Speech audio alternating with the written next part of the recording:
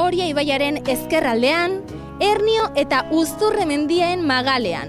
Hortxe aurkitzen da Anoeta, nire herria. Baina ez pentsa 2000 biztanle baino gutxiago dituelako historiarik ez duenik. Larre berdeak etxe zuriteia. Bai, Nerea, Anoetak badu historia eta bete historia aurrea ere. Adibidez, hemendikan oso gertu, Basagaingo herri arresitua daukagu, Burdinaroko herri arresitua. Eta orain, Anoetako Goibaiaran aurkitzen gea, hain zuzen ere, Ateaga baserrian. Ulertu behar da, Anoeta 15 eta 20. mende ertira arte, bere historian eta komunitate antolaketan baserria ardatza izan da. Baserria ardatza izan da eta horren adibide nagusienetako bat edo monumentalena bentzat Ateaga baserria daukagu. Mikel, imaginatu ditzaket nolakoak ziren hemengo baserritarroiek, oraindik badulako kutsu hori ez, baserri honek mantentzen dulako, baina zer egiten zuten, nolakoa zen bere bizimodua? Baserritar hauek azken batean beraien behar izanak zituzten. Alde batetik jan egin behar zuten, beraz nekazaritza produktuak eta animaliak zaintzen zituzten, baina bestetik ere beraien artean antolatu behar zuten. Eta nik uste antolakuntza horren representaziorik garbiena dantzasoka bera dela. Neskak, euskal dantzak azken urteetan evoluzio itzela izan du, eta nik uste hori Anoetan nabaritzen dela gainera, ezta? Zuek nola definituko zenukete gaur egun Anoetan egiten den euskal dantza? Ze asko dantzatzen da Anoetan, ezta?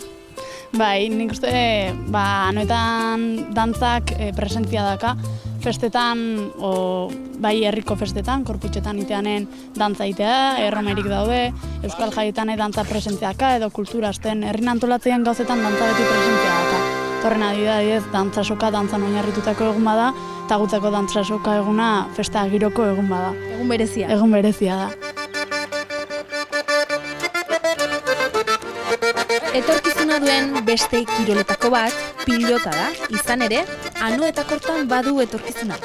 Xabier Tolosa, zuen ben Anoetako frontoi hontan egin zinen profesional, ez da txiki-txikitatik hemen ibiltzen zinen pelotan? Ba, hoi da ez, hemen ikustezen frontoi hau da Anoetako frontoia, eta bueno, ni txiki-txikitatik ba hemen ibili izan du naiz, Anoetako pelota eskolan hasi nintzen pelotan jolasten, da bueno, nire lehenengo urratsak hemen eman ditut, eta bueno, gero ja pelota eskola indartxu batzuta junitzen, Andoaingoa eta Amezketakoa, eta bueno, azkenen Amezketako pelota eskolan nola, ja pasan nintzen profesional maieta, eta bueno, oraindik frontoi honekin bauka lotura ez, naiz eta hemen ez ibili entrenatzen, askotan entrenamendu suabe batzuk egin behar balin baitut, hona etortzen naiz pelotan ibiltzea eta egia esan oso gustoko frontoiat.